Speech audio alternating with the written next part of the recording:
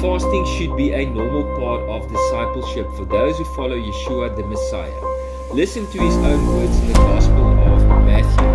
And when you fast, not if you fast.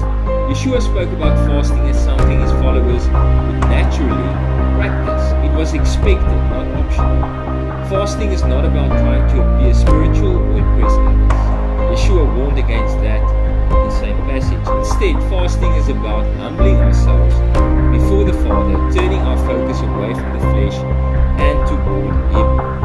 Throughout Scripture, fasting is connected with prayer, repentance, and seeking Yahweh's direction. When we set aside food for a time, we quiet the noise of the body and become more attentive to His voice.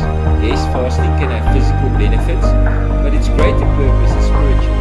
It sharpens discernment, opens our spiritual ears, and deepens our dependence on the Creator.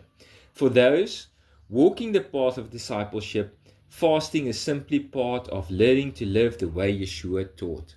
May Yahweh bless you.